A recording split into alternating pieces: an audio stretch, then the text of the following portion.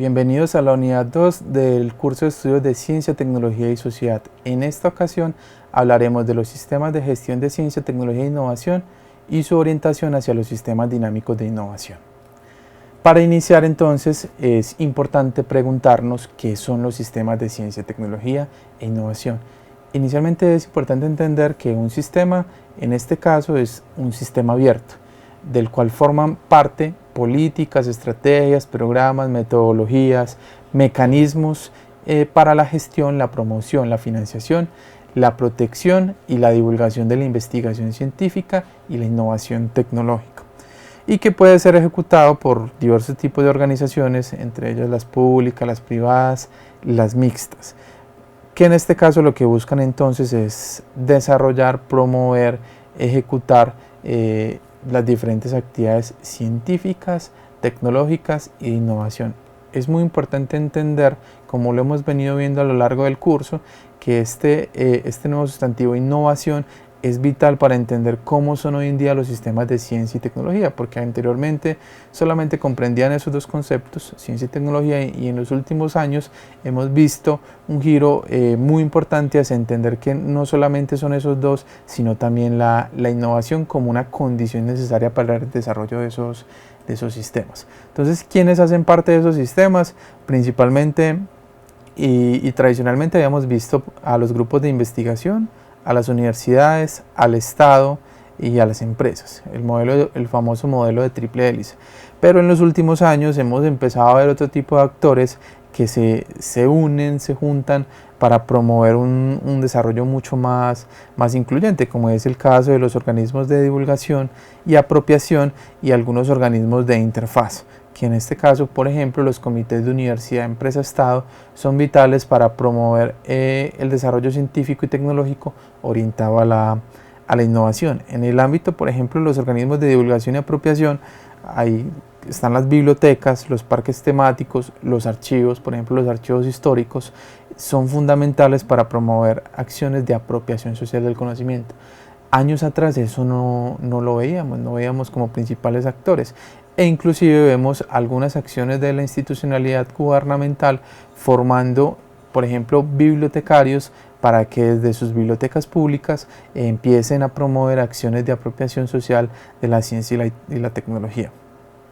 Entonces es muy importante entender que se ha diversificado las tipologías de actores y se ha involucrado otros que anteriormente no hacían parte, y que eso lo que denota es un poco la complejización que se da en torno a pensar a unos sistemas mucho más orientados a la innovación. Entonces, ¿qué es lo que ha pasado? Estamos pasando de concebir simplemente sistemas de ciencia y tecnología, donde se investigaba por investigar en muchas ocasiones, es decir, se producía conocimiento por el conocimiento, donde había poca innovación, donde se le da mayor importancia a la publicación científica, es decir, el proyecto de investigación finalizaba en un paper, pero su aplicación muchas veces quedaba pendiente, no se daba o se daba en malas condiciones, y obviamente se daba un mayor protagonismo a la universidad. Este tipo de visiones está pasando a una visión mucho más compleja, mucho más dinámica, que son los sistemas dinámicos de innovación, y que aquí entonces la innovación es un imperativo, es una necesidad importante en esa relación de ciencia y tecnología, y en este caso es importante entender que el conocimiento que se genera va orientado a la acción, es decir, a la solución de necesidades y problemas que se presentan actualmente, y que se le da mayor trascendencia entonces no solamente a la universidad, sino a diferentes actores. Ahí el Estado tiene mucho que decir, la empresa obviamente tiene mucho que decir, la organización social, la misma sociedad tiene un papel fundamental a la hora de participar del desarrollo de sus sistemas dinámicos de innovación, y a su vez promover la importancia y que cada vez se dé más el proceso de transferencia de conocimiento, como lo veíamos en una presentación anterior. La publicación sigue teniendo su nivel de importancia, pero aquí también se suma la apropiación social del conocimiento como una condición necesaria para el desarrollo de ese conocimiento científico y tecnológico. Casi que podríamos decir que para que haya innovación se necesita de apropiación social del del conocimiento. Eso es una de las cosas que en muchos lugares, que muchos expertos vienen mencionando, y es darle mayor importancia a esas acciones de apropiación.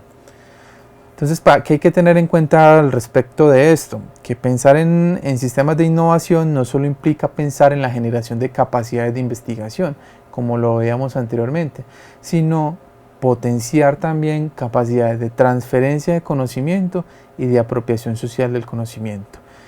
Y en estas últimas dos, creería yo, y creo que somos muchos los que creemos en eso, los profesionales de la información tienen mucho por decir y hacer.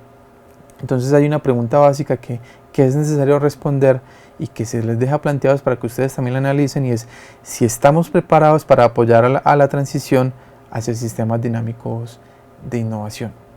A partir de esa pregunta son muchas las tipologías de respuestas, son muchas las cosas que podemos hacer para realmente poder desarrollar exitosamente ese tipo de sistemas dinámicos de innovación, desde la apropiación, desde la transferencia de conocimiento, desde la misma comunicación de la información científica y tecnológica, desde la preservación, desde las prácticas de la gestión documental. Hay mucho por decir en torno a ese conocimiento científico-tecnológico con miras a la innovación. Es bueno, para poder contextualizar un poco más, ver algunos casos de países que tienen sistemas de ciencia y tecnología y que cada vez vienen proyectándose mucho más hacia unos sistemas de innovación. Este es el caso de Brasil, que se escucha ser uno de los países potenciales en términos de investigación. Vemos las universidades brasileñas como varias de ellas son potenciales en los rankings mundiales al respecto de la investigación. La Universidad de Sao Paulo, Río de Janeiro, pues son varias las que normalmente están a la par de muchas de otros países desarrollados. Entonces en Brasil hay un movimiento fuerte en torno al desarrollo científico y tecnológico.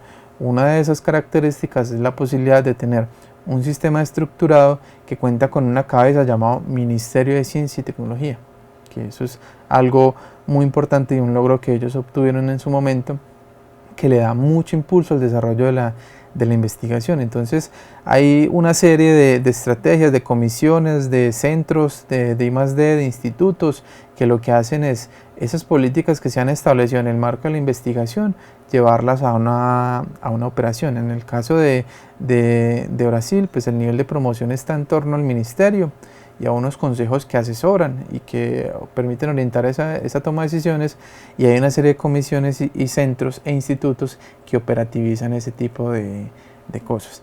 El caso argentino es interesante, incluso es uno de los referentes para nosotros, entendiendo que también tienen un Ministerio de Ciencia y Tecnología, pero que a su vez en nuestro ámbito de los profesionales de la información tienen una serie de acciones que han permitido que la información científica empiece a girar en torno a la apropiación y obviamente a la innovación.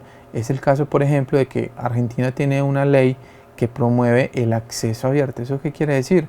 Que todo lo que se financie con dineros públicos en investigación debe ir a un repositorio nacional, es decir, como una especie de biblioteca digital nacional, donde cualquier persona puede acceder libremente a esa información de la investigación. Entonces, eso es vital para Argentina, vienen trabajando fuertemente en ese campo y veremos muchos más avances en los próximos años. El caso mexicano también es similar, también tienen una ley que promueve el acceso abierto. En este caso no tienen un ministerio, pero sí tienen un Consejo Nacional que promueve el desarrollo científico y tecnológico, y a su vez tienen unos centros de investigación y obviamente las instituciones universitarias que operativizan todo este asunto. Si vemos, pues los modelos no son muy distantes los unos de los otros, son similares, pero hay unos asuntos que hacen la diferencia, como es por ejemplo la legislación que apoya el desarrollo científico y tecnológico y obviamente la financiación de la investigación. Este es un caso interesante, es el caso holandés, que vincula completamente ese modelo de triple hélice. Inclusive en algunos momentos podemos ver un modelo de cuádruple hélice donde esa articulación universidad, empresa, estado es clave para el desarrollo de la investigación en su país. Ellos obviamente son una de las potencias, pues escuchamos a Holanda, de los países europeos, incluso al bloque europeo, como uno de los referentes en la producción de conocimiento científico y tecnológico.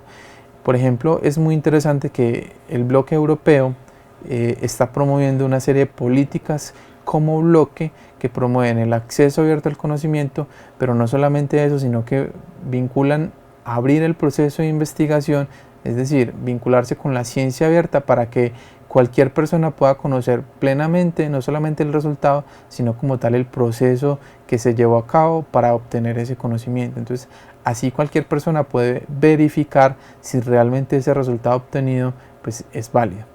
Y a partir de ahí generar mejores soluciones para esas necesidades y esos problemas sociales. Entonces, ante este contexto vamos a conocer un poco cómo está el país, en este caso Colombia, respecto a todo esto que les he contado. Inicialmente es importante entender que el sistema colombiano se orienta bajo la Política Nacional de Ciencia, Tecnología e Innovación. La última versión es del 2010. Actualmente hay una discusión en torno a una nueva política que aún no se aprueba y que sigue ahí pues en stand-by mientras se aprueba. Y algo que es novedoso y es que el país cuenta en este caso con la promoción de dos sistemas de ciencia y tecnología. En este caso el Sistema Nacional de Ciencia, Tecnología e Innovación, que es el tradicional, el que se ha dado, el que se ha desarrollado desde los años 90, y el Sistema Nacional de Competitividad, Ciencia, Tecnología e Innovación, que se ha promovido en los últimos años, sobre todo en el gobierno del presidente Santos. Entonces, ahí pueden haber ventajas, pero también desventajas a la hora de tener dos sistemas, como es el tema de la financiación. Y otra es porque el segundo sistema, el de competitividad, pues obviamente está orientado a generar competitividad. Y eso hace que, como lo hemos visto en modelos tradicionales económicos neoliberales, que cuando se promueve la competitividad de esa forma, lo que ocasiona es mayor brecha entre los que tienen el acceso al conocimiento, los que tienen el poder y obviamente aquellos que no lo tienen. Entonces hay muchos cuestionamientos a este segundo sistema porque lo que está promoviendo es un modelo económico que ha sido muy cuestionado y que genera este tipo de brechas y que a su vez se ve reflejado en que por lo menos ese sistema tradicional pues realmente ha tenido una precariedad en torno a su funcionamiento, sobre todo porque hace algunos años pues Colciencias, que es el ente técnico del sistema, era un departamento, era un instituto que posteriormente se convierte en un departamento administrativo, pero que sigue funcionando bajo la misma estructura y con los mismos recursos. Esto lo que hace es generar mucho más trabajo, pero con los mismos recursos. Entonces hay un desgaste mucho mayor. Y si lo vemos en ese nivel de inversión, pues vemos que solamente Colombia invierte el 0.7 en actividades de ciencia, tecnología e innovación, y 0.27 en actividades de I+D. Estas son cifras del año 2016, pero si lo comparamos con otros países, por ejemplo el caso de Israel, que alrededor del 4% de su Producto Interno Bruto es lo que invierte en el desarrollo científico y tecnológico. Si ustedes comparan con estas cifras que tenemos acá, pues realmente es muy bajo y es muy poco lo que se hace. Y lo que se ha demostrado, y hay muchos estudios que lo han hecho, es que hay una relación directa entre la inversión en ciencia, tecnología e innovación y el desarrollo de los países. Es decir, ahí hay mucha tela por cortar en términos de entender que un país como el nuestro necesita mucho más inversión en la generación de conocimiento. ¿Qué soporta entonces a este sistema? Lo soportan principalmente dos leyes, hay varias normativas, pero principalmente estas son las dos leyes. La ley 29 del 90, que incorpora entonces la ciencia y la tecnología a planes y programas de desarrollo económicos y social, crea un sistema de información que a la luz de hoy sigue siendo una dificultad mayor para este sistema. Realmente contamos con sistemas poco eficientes. El caso de las hojas de vida, el CVLAC del investigador, el Club LAC de los grupos y el Instituto LAC de las instituciones, pues realmente no funcionan como deberían funcionar, parecen más plataformas pensadas de década atrás. Entonces hay incluso un reto mayor para nosotros en términos que somos profesionales de la información, en ofrecer mejores soluciones a proponer sistemas de información mucho más eficientes para la generación de conocimiento. Y crea el Fondo Colombiano de Investigaciones, para financiar la investigación, y le da vida entonces a Colciencias como instituto. Y ya hay una actualización en el 2009, que es la Ley 1286, que entonces le da ese estatus a Colciencias de pasar de ser instituto a un departamento administrativo, pero funcionando con la misma estructura. Le da un valor mayor a la innovación. Antes de eso se hablaba de innovación, pero no se contemplaba, digámoslo así, formalmente entre la institucionalidad gubernamental. Entonces en este caso se le da un mayor valor a la innovación, se promueve el fortalecimiento del sistema, se empieza a hablar con mucha más fuerza de la apropiación social del conocimiento, se genera un plan o las bases para un plan de CTI, que lastimosamente hasta el momento no lo hemos visto, no se ha visto, no se ha construido ese plan. Hay esfuerzos, pero realmente no se han consolidado. Se promueve el fortalecimiento de las capacidades regionales de investigación. En este caso es importante acotar que normalmente la investigación del país ha estado centralizada, es decir, ha estado en las principales capitales, como es el caso de Medellín, pues obviamente el departamento de Antioquia, Bogotá, el Valle y algo de la costa. Eso ha sido lo principal, pero otras zonas, Putumayo por ejemplo, no han tenido mayor protagonismo en torno al desarrollo de la investigación. Y obviamente se promueve entonces también un desarrollo científico, tecnológico e innovación orientado a la competitividad, es decir, a la realización de ese modelo de triple hélice. Entonces, esa es un poco la normatividad que nos orienta y que se grafica o funciona de esta forma. Es decir, miren que es muy similar a lo que vimos con el caso de los otros países, pero básicamente aquí tenemos a Colciencias como el ente que opera, es la Secretaría Técnica del sistema, pero existe un Consejo Nacional de Ciencia y Tecnología que es promovido por diferentes ministerios, por representantes de las universidades, el sector productivo, y que estos son entonces los que toman decisiones que Colciencias operativizan. Y esto se ejecuta en términos de, por áreas de conocimiento, hay una serie de programas que conllevan a una serie de estrategias que permiten el desarrollo de esas áreas de conocimiento y obviamente de la generación de conocimiento en torno a cada una de esas. Entonces, esa es la forma como se operativiza aquí este sistema. Esta es la otra propuesta que existe actualmente. Digamos que la anterior diapositiva es lo tradicional, lo que se ha venido trabajando durante varias décadas, pero esta es como una de las nuevas propuestas que se plantean en torno al gobierno del presidente Santos, y es entender que el desarrollo científico-tecnológico debe estar orientado a una innovación, pero una innovación para la competitividad. Entonces aquí, si ustedes ven, son muchas más las instituciones que se vinculan a promover ese desarrollo de ese sistema. Aquí importa, y ha sido un cuestionamiento grande que se ha dado, y es el desarrollo de productos y servicios que generen valor. Eso es a lo que más se le ha dado fuerza, ¿cierto? Entonces ahí hay un poco el cuestionamiento desde las ciencias sociales, y es que muchos de los productos que se generan ahí no están orientados bajo esa lógica. Entonces, ¿cómo se ve y cómo pierden en torno a los recursos? Porque van a tener mayor prioridad para su financiación aquellos orientados, por ejemplo, a campos como la ingeniería o las ciencias exactas. Eso es pues discutible, es cuestionable, pero realmente pues hay una preocupación grande en torno a eso. Además, porque no solamente debemos promover la competitividad empresarial, sino que entonces ese cuarto actor como es la sociedad, cómo promovemos su desarrollo a partir de otro tipo de lógicas. Ahí la apropiación debería estar presente, pero en este caso pues no se evidencia claramente. Si ustedes ven un poco, este es el nivel de inversión en I+D en porcentaje del PIB en el mundo. La zona más oscurita es como los países que más invierten. En el caso de Estados Unidos, obviamente, algunos países nórdicos pues en Europa, China, Australia, Brasil pues invierten fuertemente.